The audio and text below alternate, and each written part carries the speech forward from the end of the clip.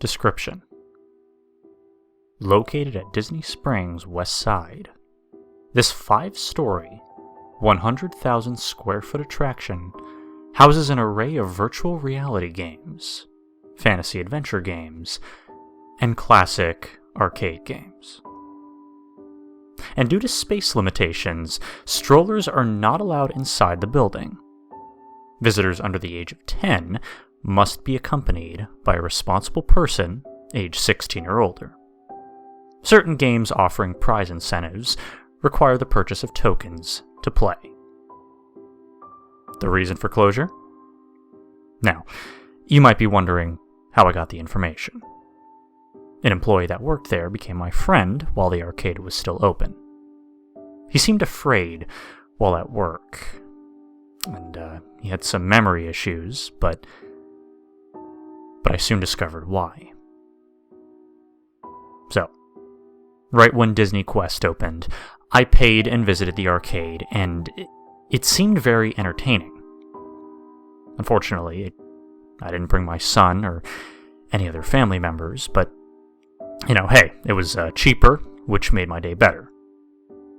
When I arrived at the VR rides, though, I was surprised at how fun and amazing they were.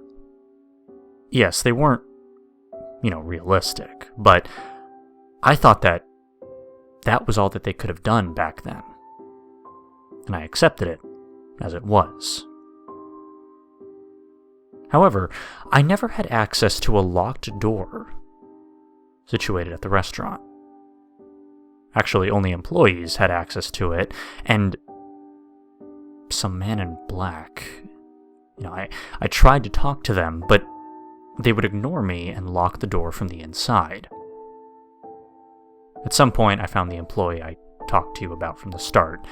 He was the nicest employee I'd ever met there. So let's just call him Tom. See, he knew everything about the building, and he decided to give me a tour. We ventured around everywhere that was accessible by the customers. But I decided to ask him about the employees-only locked door. He looked at me a bit worried and asked, "Are you sure you want to know? You might regret it." I thought about it as I saw his worried expression, but I relented. "Yes, I do." And he sighed. "Okay then, if that's what you desire." We went to the door.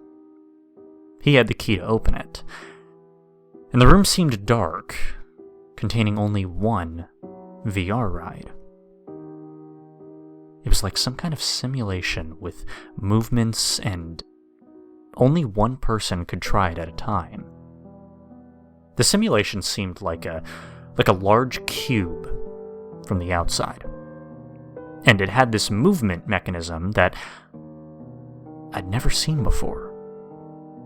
Inside the cube, there was a comfortable red chair and some kind of cable that would be attached to people's bodies. I asked the employee if I could try it, and he quickly started to speak up. "This ride is dangerous. Okay, it is not for clients." I responded by saying that I would just do it once and then I'd leave it. He sighed. "Okay, alright, fine. I'll let you try it. But don't you tell anyone." It was my biggest mistake. I'm sure of it. Because I entered the ride, and Tom placed the cables on my arms, legs, and body, as well as my face. He closed the door and the lights turned off. Felt weird to have this many cables, but at some point, I somehow got used to it. I wondered how this worked, because there was no screen in the simulation. And after thinking that, I think I may have blacked out sometime. I found myself in a pitch-dark room as I heard a loud, booming robotic voice stating, Think about where you desire to be. I was confused and I called out for the voice. I received nothing in return, so I thought about the Magic Kingdom. And I, all of a sudden, was in the Magic Kingdom. I was able to feel, hear, and smell as if I was there in real life. All the rides were the exact same as their real versions, and the park seemed as happy as it ever was. But some odd stuff happened here and there. Little things. Such as visitors of the park staring at me for a long while. Sometimes when I looked at them, it felt like they weren't even human. It's hard to explain how I felt when I watched them. It was a mix of shock and confusion. Sometimes I would also see graphical glitches. But somehow it still felt real. And things started getting eerie once I was exiting the park. I kept hearing my name being spoken by someone. At first it seemed distant, but the closer I was to the exit, the louder it was. And when it was a few meters behind me, the voice seemed broken. It started fading out. I looked behind me and I saw this glitchy-looking humanoid thing. With flashing colors and particles. It screamed for mercy and it launched at me. Then I saw some sort of code displaying my memory and my thoughts and all of my private information.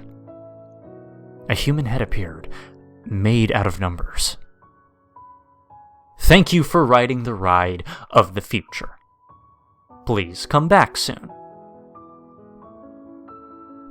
And I woke up inside the ride.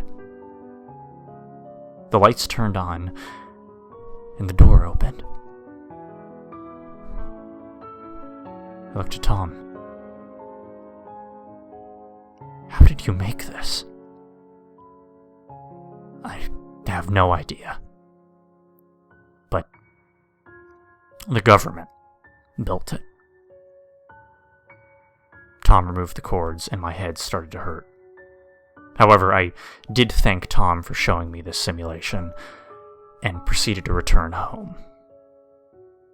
The next morning, my memory was depleting for some reason. I forgot most of the things I did at Disney Quest. I felt paranoid and checked my cameras. There was a dark car in front of my house. 2 men in black were in the front seat, and they seemed to be attempting to enter, but they left as people started walking behind them. My memory became worse as time went on.